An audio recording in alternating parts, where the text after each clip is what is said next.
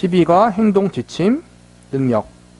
제11강에 이어서 제12강에서도 우리가 하나님의 사람으로 이 세상을 살면서 신앙적인 성숙을 해가는데 그 행동 규범으로 어떤 것이 있는가 하는 부분을 생각해 보고 있습니다. 오늘은 그 행동 규범 중에 한 지침으로서 능력이란 제목으로 우리의 신앙생활을 성숙하게 하고 자신을 돌아보는 일에 하나의 도움이 되는 눈곱을 새겨보고자 합니다. 우리가 능력이라고 이야기할 때마다 우리의 신앙생활이 얼마나 많은 부분에서 성서가 말씀하는 것과 다른가 하는 것을 알게 됩니다. 성서가 말씀하는 능력과 우리 인간이 생각하는 능력은 대단히 다릅니다. 예수 믿는 사람뿐만 아니라 다른 모든 사람이 요구하는 능력은 대부분 자신을 중심으로 하는 능력입니다. 사람들이 좋아하는 능력은 보통 자기의 자존심과 자기의 이익을 채워줄 수 있는 힘을 가리켜 능력이라고 합니다. 그러나 성서는 능력을 이야기할 때 그런 쪽을 가리켜 능력이라 하지 않습니다. 능력 자체에 문제가 있는 것이 아니라 성서식으로 이야기하자면 무엇을 이루는가에 차이가 있는 것입니다. 능력이란 우리가 아는 대로 어떤 하나의 목적을 성취하는 방법을 말합니다. 그러나 어떤 목적과 무엇을 위하여 그 힘이 필요한가에 따라 이 둘은 달라집니다. 그 목적과 그 이루려는 것에 따라서 힘도 다르게 나타납니다. 예를 들면 수학 답안지를 쓰는데 힘센 사람이 필요하지 않은 것과 같습니다. 힘센 자에게 수학 답안지를 쓰라고 하면 괜히 연필이나 부러뜨려 놓을 것입니다. 우리는 종종 아는 것이 힘이다라고 말합니다. 이때의 힘은 생물학적 힘을 말하지 않고 지식에 관한 것입니다. 마찬가지로 성서가 능력을 말씀할 때의 능력은 전혀 다른 각도에서 생각해 봐야 함에도 불구하고 우리의 삶 속에는 이 능력이 나를 채워주고 나의 욕심을 만족시켜주고 그리고 내 생각대로라면 그렇게 해야만 하나님의 영광이 드러난다는 아전인수의 해석을 해버립니다. 우선 오늘 본문인 고린도후서 11장 21절 이하의 말씀을 보면 사도 바울의 생애가 진술되어 있습니다. 얼마만큼 그의 생애가 찬란했는가 하면 매도 수없이 맞고 여러 번 죽을 뻔했는데 유대인들에게 40대 하나 감한 매를 5번 맞았다고 합니다. 40에 하나 감한 매라는 것은 유대인들에게는 40대 이상은 때릴 수 없게 되어 있어서 최고형입니다. 40에 하나 감한 매를 5번이니 195대를 맞은 것입니다. 그러나 대수가 문제가 아닙니다. 그 지독한 형벌을 5번이나 당했습니다. 닷새 동안 계속 당한 것이 아니라 상처가 아문 다음에 또 때렸을 것입니다. 거기다가 태장으로 3번 맞고 돌로 1번 맞았는데 이 사건은 에베소에 전도 갔다가 돌에 맞아 죽은 사건을 말합니다. 죽은 줄 알고 성 밖에 벌어졌습니다. 그 이후에도 많습니다. 배 타고 가다가 파선도 당하고 강도의 위험과 수고하고 애쓰고 자지 못하고 줄이며 목마르며 굶고 춥고 헐 벗었다고 합니다. 여기에서 능력의 모습이 나타나는 데가 어디 있습니까? 하나도 안 능력스럽지 않습니까? 능력이라면 적어도 바울을 향하여 사람들이 돌을 던졌으나 그 돌이 튕겨져 나와 돌을 던진 사람들이 맞고 죽었더라 라는 정도는 되어야 하는데 그것이 아니라 돌을 던졌더니 사도 바울이 정말 맞고 뻗었습니다. 그것이 능력이라고 생각하십니까? 성서만큼 우리가 생각하는 것과 다른 단어가 많이 나오는 책도 없을 것입니다. 사랑, 능력, 믿음 어느 것 하나도 우리의 생각으로 쉽게 생각할 것은 없습니다. 우리가 능력이라고 이야기할 때 신앙의 능력, 믿음의 능력 그런 능력을 이야기할 때 많이 오해하는 것 중 하나가 뭐냐면은 내 마음대로 성경의 증언과 상관없이 내 생각대로 파악하고 이해할 때가 너무나 많다라는 거예요. 특별히 여기 나와 있는 것처럼 능력이라 함은 내 삶 속에서 내 만족, 내가 생각하는 모든 것들이 형통하게 잘 이루어지는 것. 내가 생각할 때 이게 성공이고 이게 능력이고 이게 형통이고 이렇게 하는 것이 하나님의 영광이라고 생각하는 대로 모든 것들이 다 이루어지고 성취되어지는 것. 내가 이룬 업적, 나에게 겪어진 그러한 어떠한 일을 통해서 하나님이 크게 영광을 받고 믿지 않는 사람들조차도 저 사람을 보니까 하나님이 정말 살아계시는구나, 그렇게 여겨질 정도로, 한마디로 요셉처럼 총리가 되고 다니엘처럼 사자굴에 들어가도 살아나는 것, 그런 것만 능력이라고 생각할 때가 많다라는 거예요. 하나님이 그렇게 일하실 때가 있어요. 그런데 대부분 성경에서 말하는 능력은 그런 능력이 아니라 오히려 낮아지고 고난당하고 연단당하고 어려움 당해, 그 어려움 속에서, 고난 속에서 하나님의 살아계심이 드러나는 것, 그게 능력이라고 이야기할 때가 많은데 우리는 자꾸 인간적인 생각으로 말할 때가 많아요. 한마디로 번영의 신앙이라고 하죠. 그렇지 않다라는 거예요. 특별히 사도 바울이 여기서 본문에서 능력을 이야기할 때 어떻게 이야기해요? 자기가 당했던 고난을 이야기하는 것을 볼 때 성경에서 말하는 능력이란 우리의 생각과 너무나 다를 때가 많다. 우리는 그러므로 사도 바울의 증언과 성경의 가르침을 통해서 성경이 말하고자 하는 능력은 무엇인가를 바르게 알 필요가 있어요. 다시 볼게요. 이제 우리는 왜 사도 바울의 이런 경험에 대한 이야기를 하는지 알 필요가 있습니다. 능력은 목적을 이루어내는 것을 말합니다. 목적이 다르기 때문에 이쪽 부분은 그에게 있어서 능력의 범위에 속하지 않은 것이라고 이야기할 수밖에 없습니다. 사도 바울이 매 맞고 돌에 맞고 파손하고 경매를 당하고 오해를 받고 사회에서 매장당하는 일을 무엇이 감수하겠는가 하면 복음이 감수하게 한 것입니다. 그는 복음을 전하는 자였기 때문에 그것을 감수할 수 있었던 것입니다. 고린도후서 11장 32절을 봅시다. 다메섹에서 아레데 왕의 방백이 나를 잡으려고 다메섹 성을 지킬새 내가 광주리를 타고 들창문으로 성벽을 내려가 그 손에서 벗어났노라. 느닷없이 이 진술이 왜 나오는지 30절을 보시면 힌트가 나옵니다. 내가 부득불 자랑할진대 나의 약한 것을 자랑하리라. 주 예수의 아버지 영원한 찬송할 하나님이 나의 거짓말 아니하는 줄 아시느니라. 이렇게 맹세까지 해놓고 강조리 타고 도망갔다는 것입니다.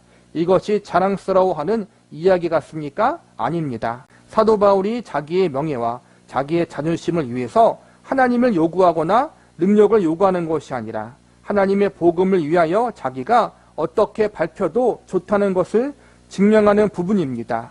참 대단한 부분입니다.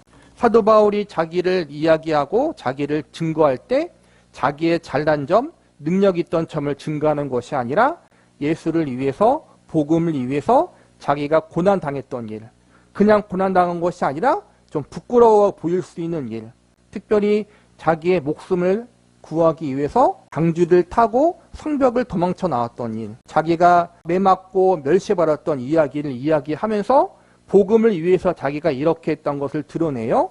이것을 보면서 하나님을 위해서 자기가 보잘것없어지는 것, 자기의 자존심과 공로를 세우면서 자기를 드러내지 않고 오직 복음만 드러내는 일을 위해서 자기가 살아왔던 것을 증거하고 그것이 자랑이고 능력이라고 말하고 있어요.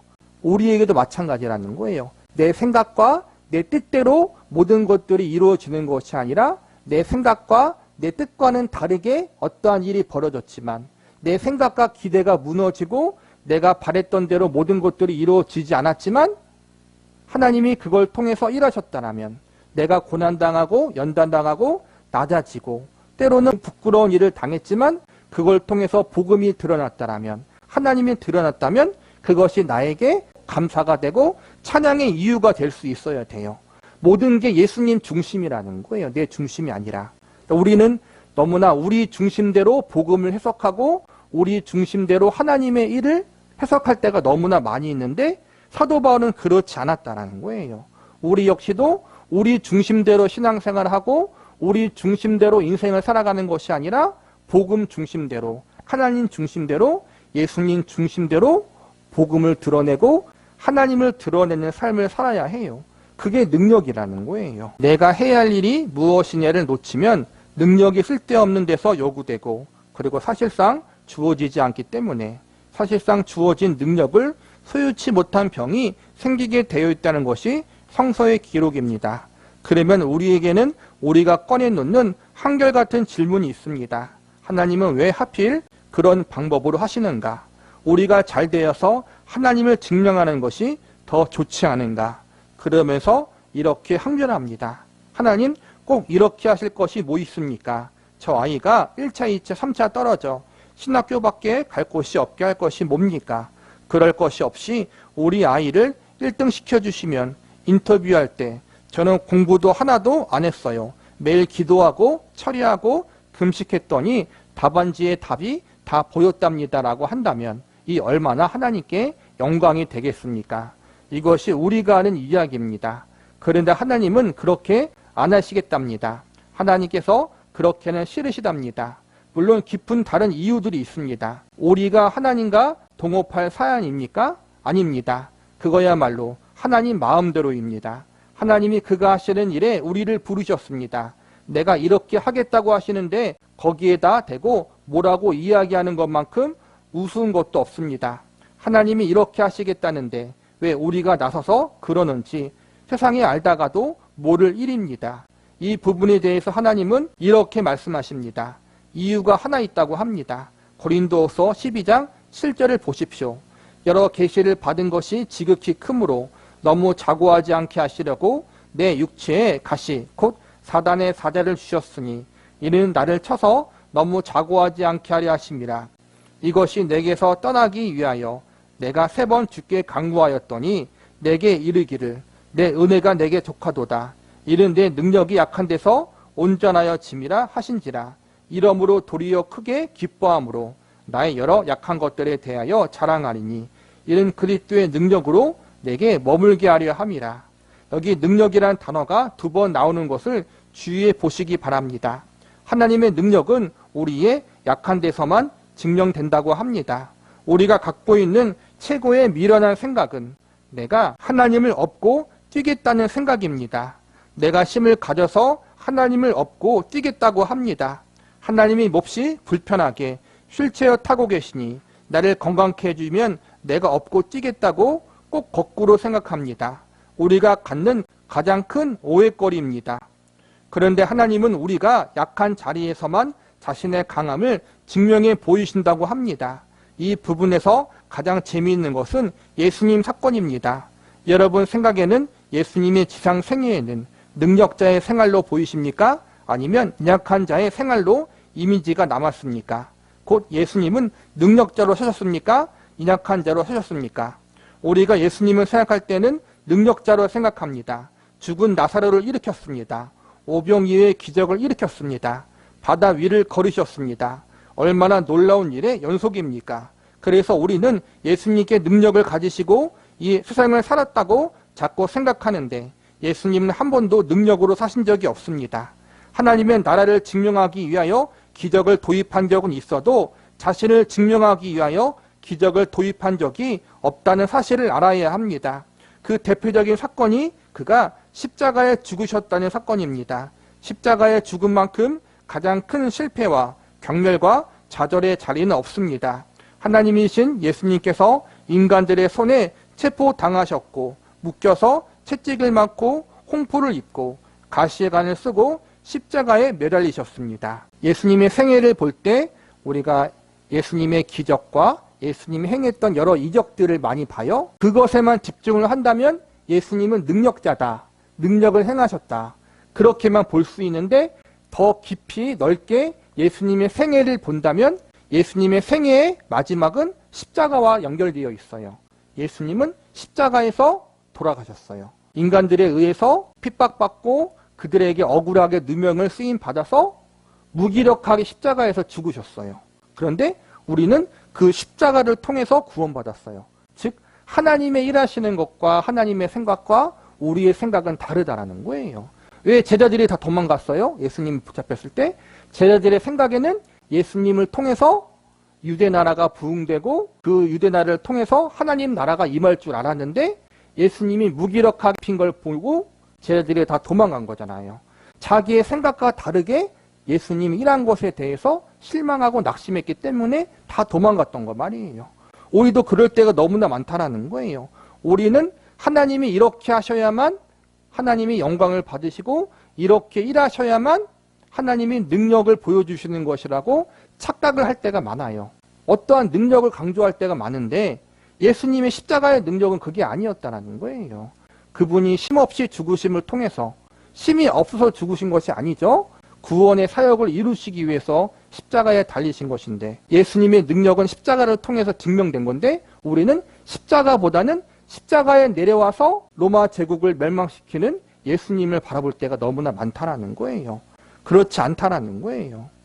사도 바울도 마찬가지고, 예수님은 우리 인간의 약함을 통해서 그분의 강함을 증명하길 원하셔요.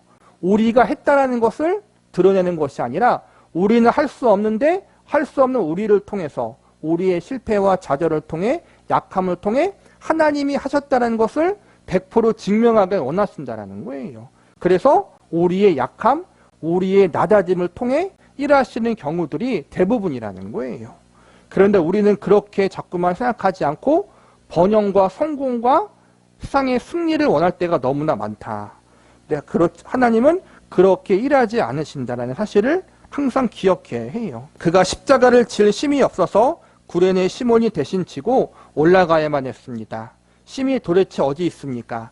그가 달린 자리에 밑에 있었던 사람들이 이렇게 조롱했습니다. 내가 만일 하나님의 아들이거든 내려와 보라. 예수님이 능력자의 모습으로 나타나 보이는 장면이 한 군데도 없어 보입니다. 끝까지 그가 하신 일은 하나님이 요구하시는 일에 순종하는 일 외에 없었습니다. 그러나 그분의 최후의 선언은 단호한 것입니다. 다 이루었다. 잡히고 맞고 죽고 있는데 다 이루었다고 하십니다. 그것이 능력입니다. 목적을 이루는 것이 능력입니다. 그렇습니다. 그러한 면에서 예수님이 능력자입니다. 자신이 신인 것과 자신이 옳은 것을 증명하는데 힘이 동원된 것이 아니라 그가 하셔야 하는 일이 이루는데 그의 힘이 있습니다. 예수 그리스도가 오신 이유가 무엇입니까? 내가 온 것은 양으로 생명을 얻게 하려고 하십니다. 그의 죽으심으로 우리가 생명을 얻었습니다. 그가 채찍을 맞았으므로 우리의 질고를 지셨으므로 오늘날 우리 모두 하나님의 자녀가 되었습니다. 이런 목적을 예수님만큼 더 잘 이루신 이가 어디 있습니까? 이것이 능력입니다. 예수님보다 더 능력 있는 삶을 산 사람은 없습니다. 그러나 그의 생애 속에 한 군데라도 자신을 증명하고 자신의 고통을 덜고 자신의 자존심을 위해 싸운 적이 없습니다. 이 점이 바로 신자의 성숙을 위해 요청되는 부분입니다. 로마서 1장 6절을 보십시오. 이렇게 요구되고 있습니다. 내가 복음을 부끄러워하지 아니하노니 이 복음은 모든 믿는 자에게 구원을 주시는 하나님의 능력이 됨이라. 우리가 복음에 대해 생각할 때 동일한 오해가 있습니다. 우리가 복음에 좀 더 힘이 있으면 좋겠다고 생각해 보지 않았습니까? 예수를 믿으십시오. 전도지를 내밀며 이야기할 때 상대방이 살모사 눈을 뜨면 이쪽은 코브라 눈이 되는 그런 능력이 있으면 얼마나 좋겠습니까? 하나님의 말씀을 전하러 왔는데 어디다 대고 눈에 힘을 주고 쳐다본답니까? 감히 주 예수를 믿으십시오. 간절히 전도할 때 너나 잘 믿으시오. 이렇게 대꾸하면 혀가 꼬여 입천장에 달라붙어 버리는 복음이면 또 얼마나 좋겠습니까? 그러나 복음만큼 집 밟히는 것이 없습니다. 당신이나 믿으시오.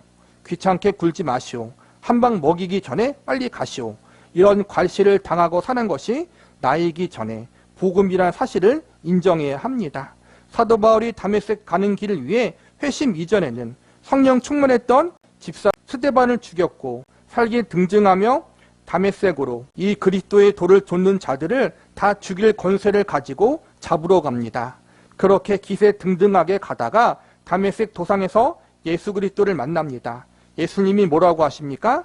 나는 너가 핍박하는 예수니라. 오늘날 핍박을 우리가 다하고 있습니까? 예수님이 다하고 있습니까? 우리의 말이 괄시를 당하고 있습니까? 복음이 괄시를 당하는 것입니까? 그러나 성서는 복음은 모든 믿는 자에게 구원을 주시는 하나님의 능력이라고 말씀합니다. 바로 이 점입니다. 능력은 자존심과는 무관합니다. 능력은 그 목적하는 바를 이루는 것입니다. 성서가 이것만큼 철저하게 예외 없이 이루어내는 약속도 없습니다. 그 인생을 우리가 걷고 있는 것입니다. 성서는 우리에게 이렇게 요구합니다. 요한복음 12장 24절을 보십시오. 굉장히 중요한 요구입니다. 내가 진실로 진실로 너희에게 이르노니 한 알의 밀이 땅에 떨어져 죽지 아니하면 한 알 그대로 있고 죽으면 많은 열매를 맺느니라. 죽으면 많은 열매를 맺고 죽지 않으면 하늘 그대로 있습니다. 누가 그렇게 사셨습니까? 예수님이야말로 바로 이 말씀 그대로인 분입니다. 그가 죽으심으로 얼마나 많은 형제를 얻어냈습니까? 얼마나 많은 신자를 얻어냈습니까? 예수님의 삶입니다. 우리가 때로는 예수님 믿는 것 때문에 피해를 입을 때가 있고 어려움을 당할 때가 있고 특히 믿지 않은 자들에게 놀림을 당할 때가 있어요. 그런데 우리가 놀림당하고 우리를 무시하는 것보다 오히려 예수님이 먼저, 그분의 복음이 먼저 더 많은 무시를 당하고 더 많은 핍박을 당했다는 거예요. 그런데도 불구하고 그 무시당하고 핍박당하는 복음 때문에 우리가 구원받았고 앞으로 오고 가는 세대에 수많은 영혼들이 구원을 받게 될 것이란 말이에요. 여기 나왔던 것처럼 우리가 복음을 증거할 때마다 사람들이 바로바로 깨닫고 우리를 방해하고 놀리는 사람들이 혀가 꼬여서 정말 우리가 복음을 증거할 때 내가 복음을 증거하는 사람을 방해했더니 이렇게 이상하게 고생하네? 그렇게 깨닫게 되어지면 얼마나 좋겠어요. 근데 그렇지 않다라는 거예요.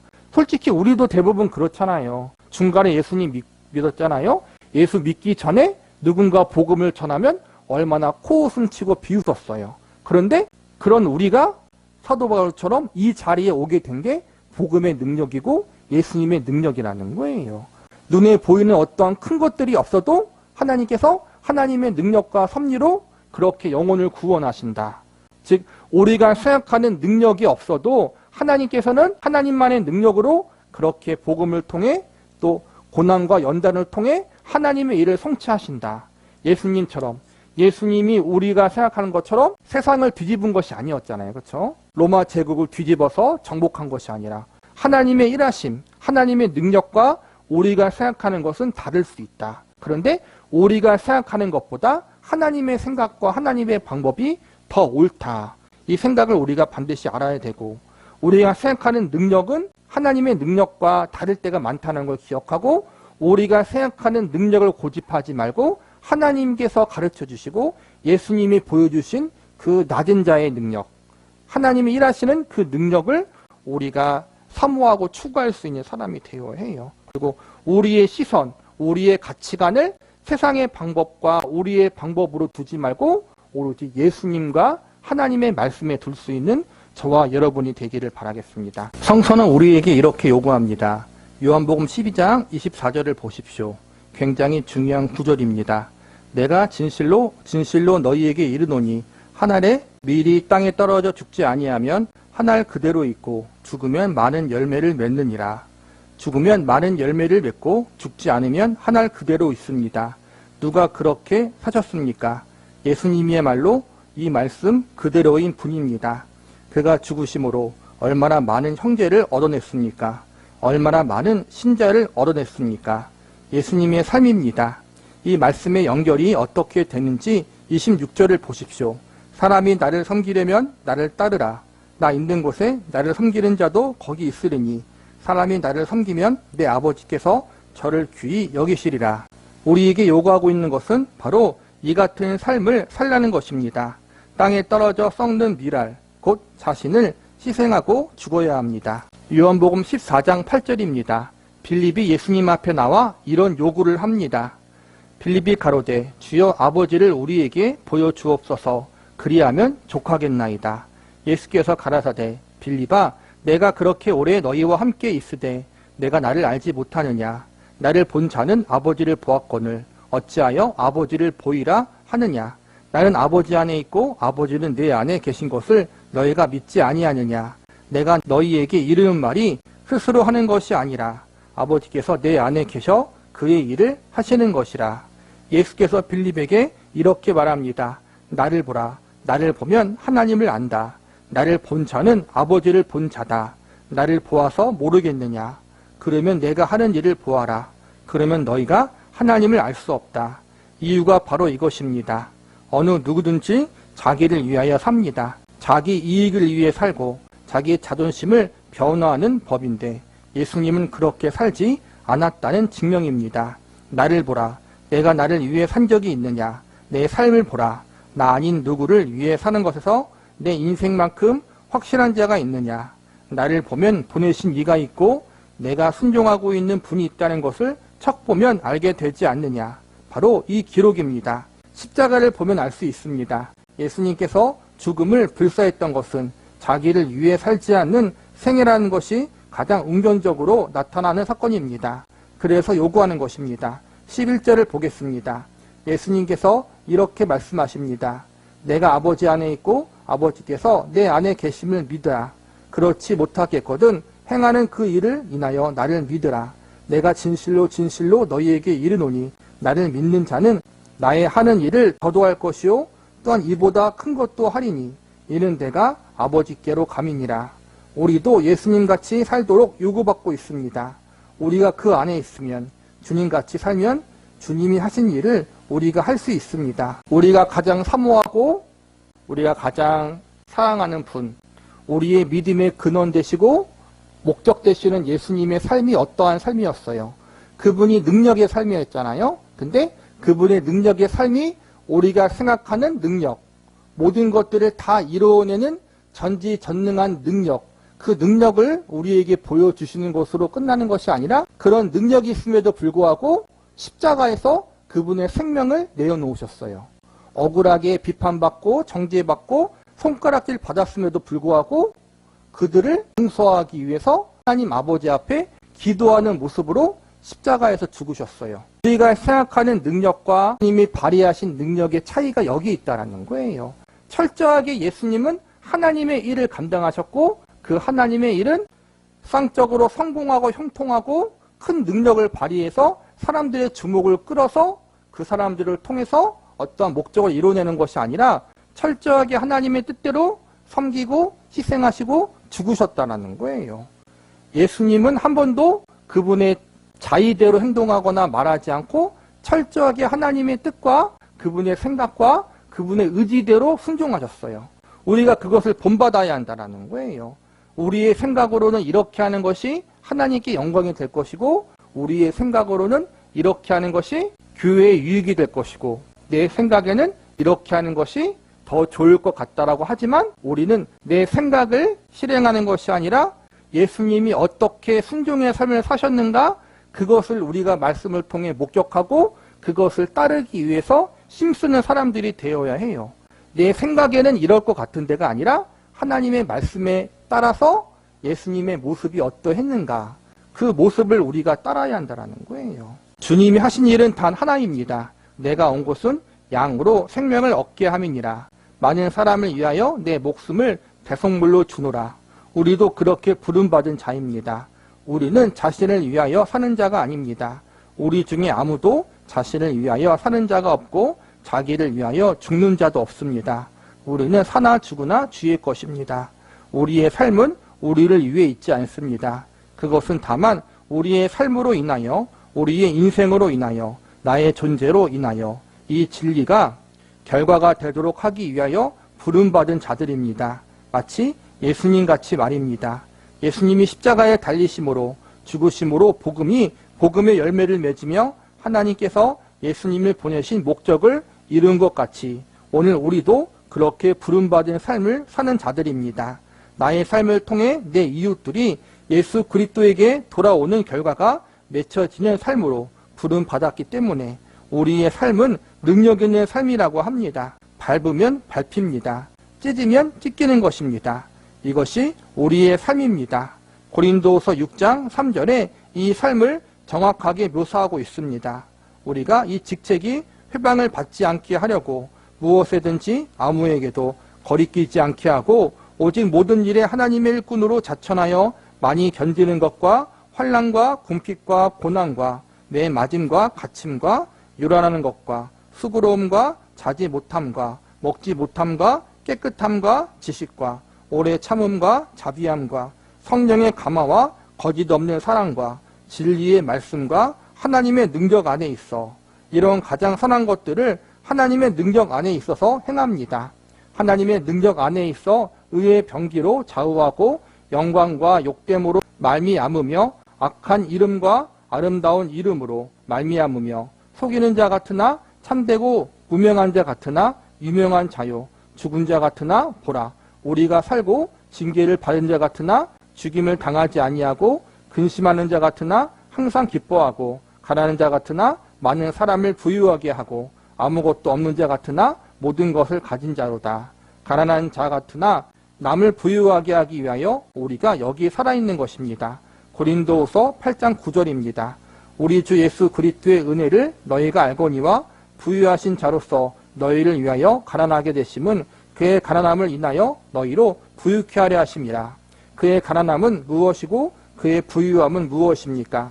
하나님이시여 천지를 지으신 창조주로서 그가 죄인의 몸으로 오셔서 죽은 것은 곧 그의 가난하게 되심은 우리를 부유케 하려 함이라 라고 합니다. 바로 6장 10절에 있는 말씀입니다. 근심하는 자 같으나 항상 기뻐하고 가난한 자 같으나 많은 사람을 부유하게 하는 자로 부름을 받은 자라는 말입니다. 그래서 우리의 삶은 삶 자체로 승리가 아닙니다. 이것은 방법으로서의 승리입니다. 승리를 얻기 위한 방법으로서 인생이 주어졌지 인생 자체가 승리로 주어져 있지 않습니다. 나의 인생이 목적이 아닙니다. 나의 삶이 목적이 아닙니다. 나의 삶과 인생은 방법입니다. 이것이 신자와 불신자 간의 다른 인생관입니다.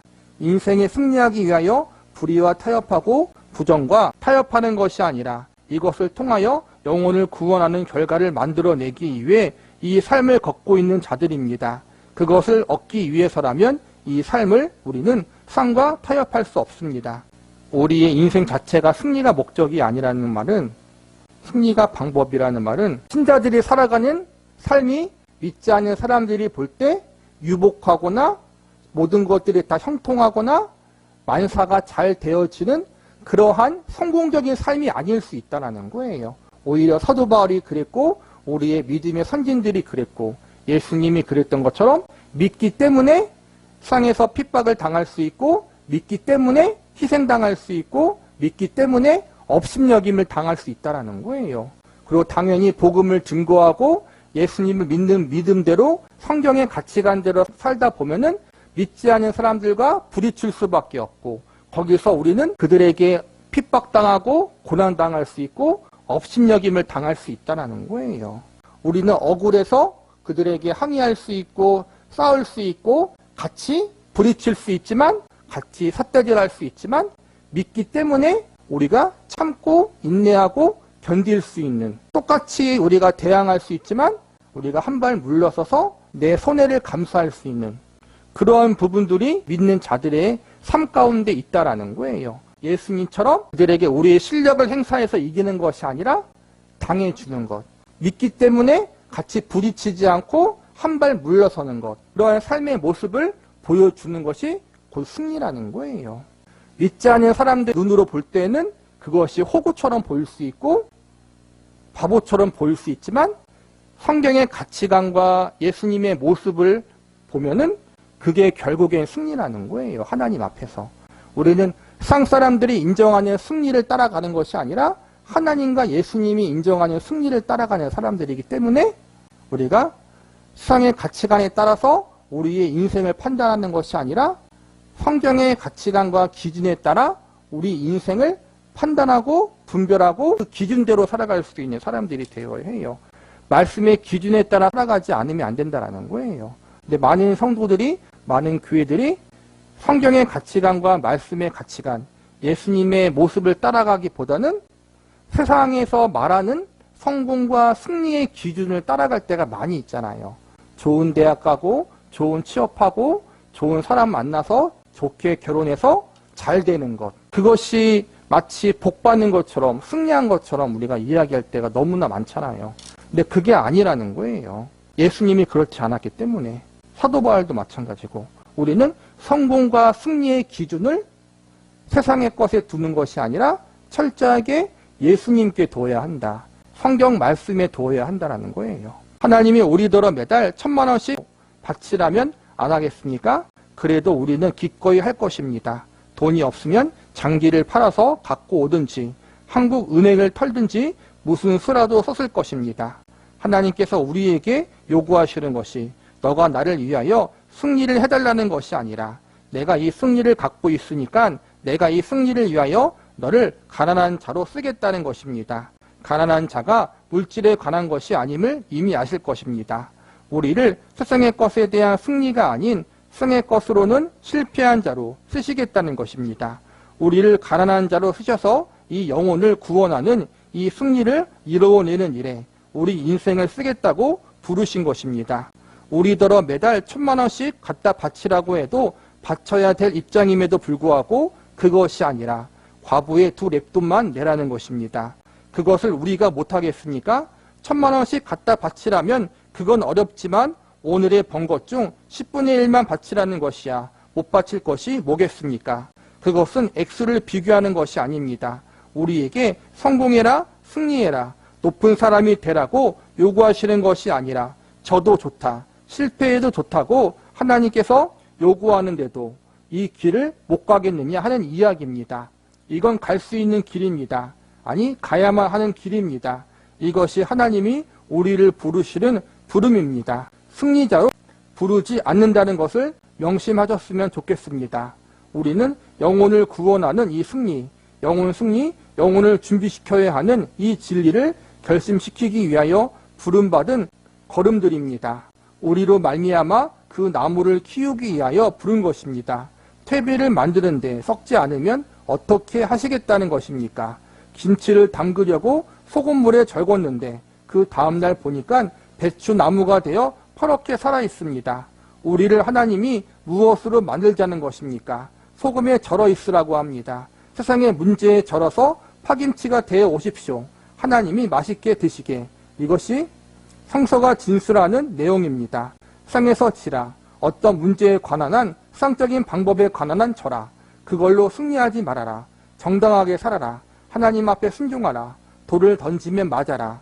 이것이 성서가 요구하는 것입니다. 거기에 우리가 부름을 받았습니다. 제가 마지막으로 위로를 하나 드릴 것이 있습니다. 이제부터 길어야 20년입니다.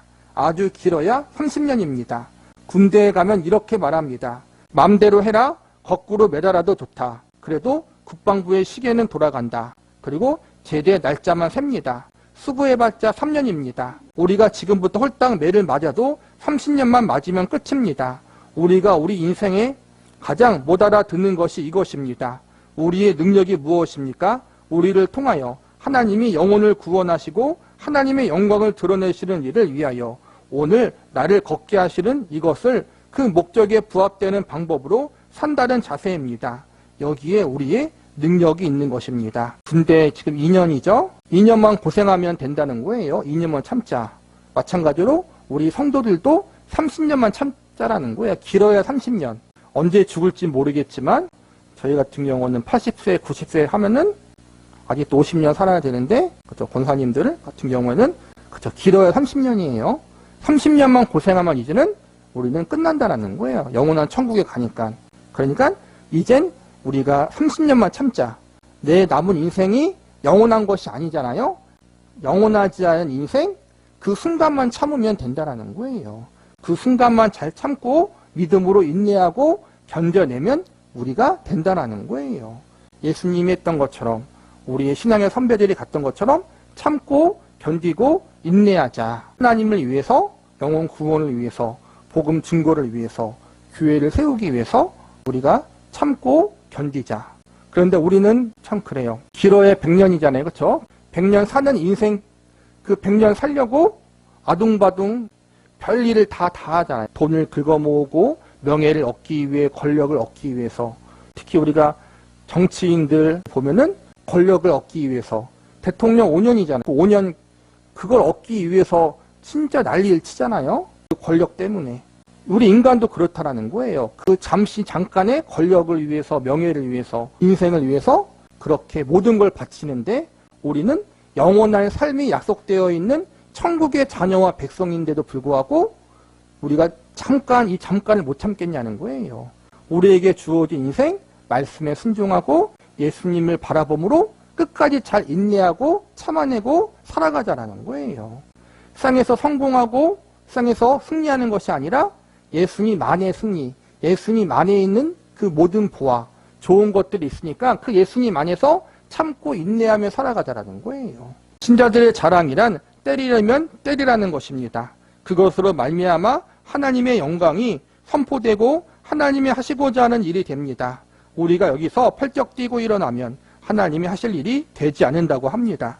자존심을 세우고 고통을 중지하는 일은 언제든지 할 수 있습니다. 그러나 거기에 하나님이 요구하는 열매가 맺혀지는 생은 일어나지 않는다고 합니다.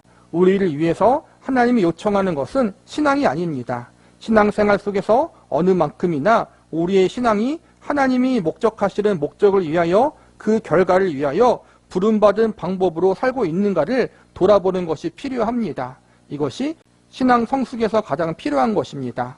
오늘날 한국교회 신자들에게 가장 큰 병이 있다면 건강하게 크지 못하고 철이 들지 않고 있는 점입니다.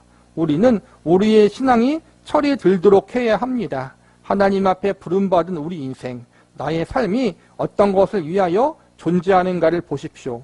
우리의 삶이 능력이 있다는 것은 결국 나를 증명하는 능력이 아니라 하나님을 증명하는 능력이란 것을 아신다면 당할 수 있는 능력이 생깁니다. 사도 바울이 기록한 오늘 본문 고린도후서 11장 21절 이하에 있는 그 아픔을 우리가 드디어 당할 수 있게 됩니다. 패라, 찢어라, 밟아라, 밟으면 터지기밖에 더하겠느냐. 우리의 삶이 이 방향과 이 안목을 갖기 시작할 때 우리를 무너뜨릴 수 있는 것은 아무것도 없습니다. 우리를 좌절시킬 수 있는 것은 없습니다. 불안한 날도 없고 불행한 날도 없고 주님이 가신 그 길에 승리감이 우리를 만족해 하는 일밖에 없습니다. 살면 살아서 할 일이 있고 죽으면 죽어서 갈 길이 있는데 무슨 걱정입니까? 오늘 나에게 주신 돈을 주를 위하여 쓸 수 있고 오늘 주께서 내게 마시는 음식을 주시면 주 안에서 기쁨으로 먹으니 아무런 걱정이 없습니다. 우리가 가는 길 그 끝을 하나님이 영광을 받으시겠다는 것으로 선포하고 인도하고 계시기 때문입니다. 우리의 인생이 이렇게 초대받은 인생인 줄 알고 주 앞에 우리가 버려야 할 것을 버리고 힘을 다할 것을 다하고 결심할 것을 결심하는 시간이 되시기를 바랍니다.